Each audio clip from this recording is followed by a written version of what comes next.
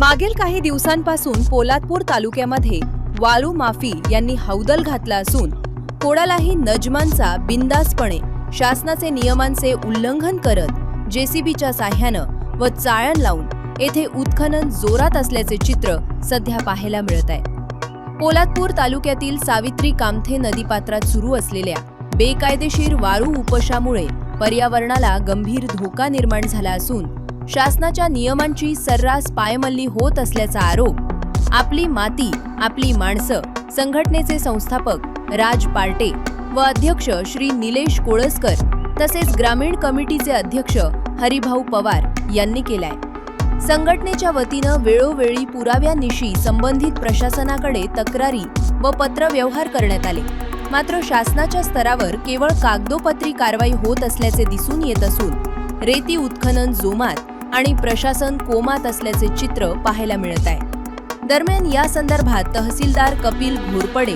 यांच्याशी दूरध्वनीवर संपर्क साधला असता त्यांनी बेकायदेशीर वाळू उपसा करणाऱ्यांवर कारवाई करण्यात आल्याची माहिती दिली। संबंधित प्रकरणात महसूल विभागाकडून पंचनामा करण्यात आला असून पुढील कायदेशीर कारवाई सुरू आहे। तसेच दोषींवर दंडस्थात्मक कारवाई देखील करण्यात आल्याचं त्यांनी स्पष्ट केले।